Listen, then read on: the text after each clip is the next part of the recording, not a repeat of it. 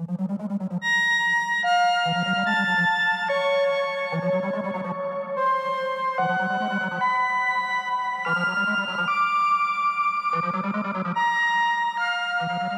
now it has come to this, the inevitable plateau of diminishing returns that is the theme month. It happened to Peanut Butter Gamer with Zelda month. He ran out of ideas, got burnt out on it. It's bound to happen.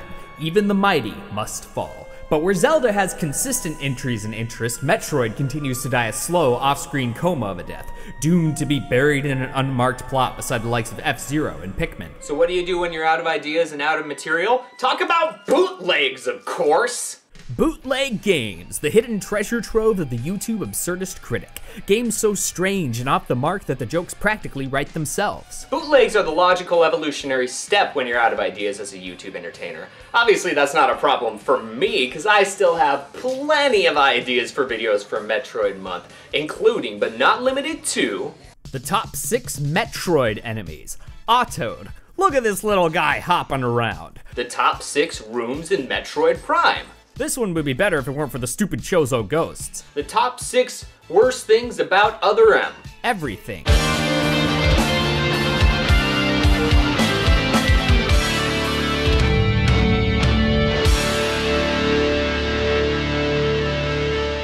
Metroid is held in much higher regard than the likes of Mario, Donkey Kong, and Sonic, however, and while Metroid bootlegs aren't necessarily few and far between, they retain a certain considerable amount more dignity in the form of ROM hacks. An oft-overlooked trait of the Metroid franchise is its popularity with ROM hackers. Since people have been able to attain ROMs and assets, aspiring developers have been making their own Metroid games from the Super Metroid engine. There ain't no new Metroid games, and there never will be either. But Chip, what about Metroid Prime Federation Force? Shut up, Eve. Now, because there are no new Metroid games, I'm stuck with playing Metroid ROM hacks to get my fix in. Anyone with the know-how can make a ROM hack, which means I had to wade through a lot of crap to find a couple worth mentioning. One in particular that piqued my interest was titled Super Metroid Phase-On Hack by Red Monkey. Now, I'm not one who believes in playing console games on the PC, ugh. But fortunately, some smart men have the ability and the means to stick their ROM hacks into Super Nintendo cartridges. So, let's party! It's kind of weird playing a new Super Nintendo game, especially a new Metroid. Is this legal? Who knows? Who cares? I'm playing a Metroid game that I've never played before, and on an actual Super Nintendo, no less. That's pretty rad.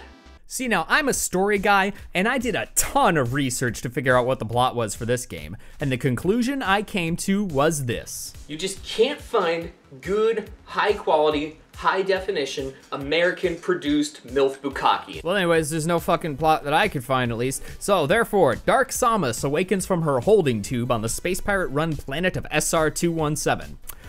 Yeah. Do you think someone can turn on the lights in here? I'm not gonna rip this hack a new one because it's ultimately pointless to nitpick a fan game. If anything, playing this made me realize that making games is hard. It is not easy to make a fair yet challenging game that's clear about the objective and where you're supposed to go next. I know this because this game is fan-made and it's fucking horrible! You'd think this would make me more sympathetic towards Nintendo screwing the pooch all the time, but making games is their job. They have no excuse. It's on this planet or moon of SR-217, where Dark Samus must explore the dark caverns, fight strange enemies, and collect items in her quest for power. Did I mention this game was dark? As in I can't see shit? This game takes place directly after Metroid Prime, so I presume that after Samus blew up everything on Talon 4 that the pirates packed up shop and dumped their crap on this garbage planet, including some Phase-On stores, which Dark Samus, aka Metroid Prime, was able to rematerialize herself in. The world of SR-217 is huge, probably even rivaling that of Zebes, and it's even more labyrinthine in nature, with connecting paths, dead ends, and morph ball mazes abound to break up the areas. All of the separate regions have really cool names like Tetrafuse and Crag Solace and Omnion Drifts and Sewers. Yeah, Sewers! After you defeat a certain boss in Crag Solace, the ice melts and even more enemies and obstacles pop up. That's kinda cool. Oh, wait, did I say cool? I meant lame, because these enemies are fucking horrible! And today's secret word is fucking horrible. So you know what to do whenever you hear the secret word, right? Scream! That's right. Whenever you hear the secret word, scream real loud. Ready? Let's try it. Hey Eve, what do you think of the Super Metroid Phase-On hack? It's fucking horrible. Did I get a defective card or something? Because every single enemy in this is way too fucking strong and takes way too many goddamn hits. Plus, every beam upgrade you get is, in actuality, a downgrade. I was so excited when I got the Spazer beam. Look at this. Look at this! No, don't look! It doesn't make a whole lot of sense to me that every upgrade I acquire actually makes my beam worse. What were you on, Red Monkey? Something tells me the red in your name is because you're a communist. In lieu of your standard ice, wave, and plasma beams, you get dark, echo, and nova beams, respectively. Sounds cool. But you don't fucking know. The dark beam has a slow rate of fire, but actually does damage. The echo beam travels through walls, but couldn't kill anything. And I'm not really sure what the nova beam does because I can't find the fucking thing anywhere. The beams stack the same way that they do in Super Metroid, but they don't increase in damage as a result. They get weaker. The only minor consolation that I can think of is that you can collect what are called phazon particles, which I believe increase the efficiency of your beam. So in that regard, I guess it has kind of that RPG element, but that doesn't change the fact that the dark beam does damage slower than an 80-year-old woman trying to pick out her food at the grocery store even though she's bought the same goddamn thing for the last 38 fucking years! I can't fucking see anything, I can't fucking find anything, Dark Samus blends in with the background, all the enemies are overpowered, you don't get the Morph Ball till after 19 other fucking useless power-ups. I can't believe I wasted 40 fucking hard-earned bucks on this! Let's shift gears here before I go totally mental. There's been another hack out there that's been making some waves where you also play as a character other than Samus. Metroid Rogue Dawn. Now this game actually takes place before the events of Metroid 86, making this a prequel. You play as Space Pirate Special Operative Dawn Aaron. That name's dumb. Dawn was an orphan adopted by Ridley and shaped to be the ultimate weapon. That sounds dumb. Until someone sticks this fucker on an NES card, I'm stuck with playing it on an emulator. Ugh. I shouldn't be so curmudgeonly. First impressions indicate that this game has a little more gloss and sheen than the Phazon hack or its contemporaries. Plus, it's designed to look like an NES game, so it's more 80s. For those of you who don't know because you're fucking morons, the events prior to Samus's arrival on Zebes entail a Galactic Federation deep space research vessel returning from SR-388 being raided by space pirates and left adrift in space. Rogue Dawn is the woman to do it. Now that's a cool way to do a spin-off. Make it a prequel before the first game and you play as the bad guy, rather than placing it in the middle of a sub-series which has already been wrapped up for 10 years and you play as the good guy. Cue clip. Mechanized battle armor.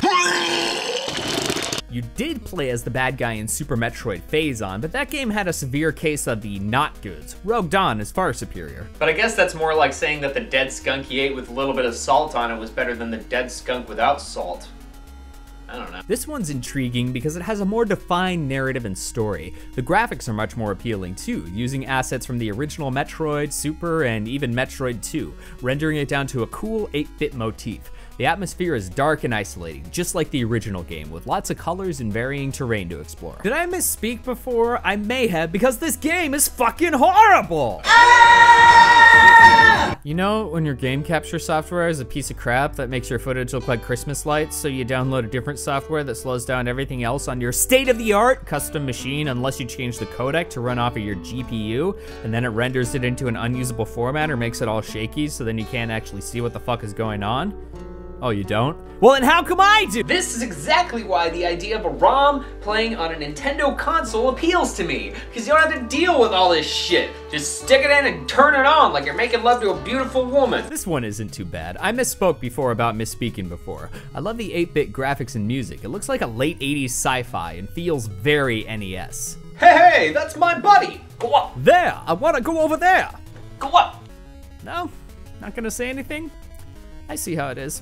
Here we have a couple of different options on where to go, and if there's one lesson I learned from playing Metroid games, it's that heading left almost often results in acquiring essential power-ups. Dead end, missiles, more missiles. Oh, come on! I had to do a fucking perilous jump maze and this is the reward I get? Look at this map. It's huge! What's with all the branching paths that lead nowhere? Why is it that every ROM I played you have to go up and up and up and around half the fucking planet just to get back to where you last fell down?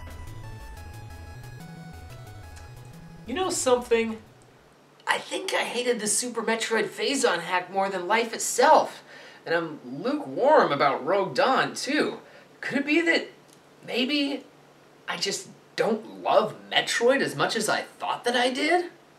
All licensing aside, these games are markedly Metroidvania. No clear direction on where to go, backtracking through screen after screen of overpowered enemies, always feeling ill-equipped at any given time. Yeah, that's Metroid alright. I don't know, maybe because it's not canon, I don't feel the same investment to complete these games because it's ultimately pointless. Yet Federation Force is considered canon, and I don't feel any investment to even start that. Surely there must be some fan game out there that runs without requiring a computer science degree, is fair in its difficulty, and is actually thought out in terms of progression and geologic consistency.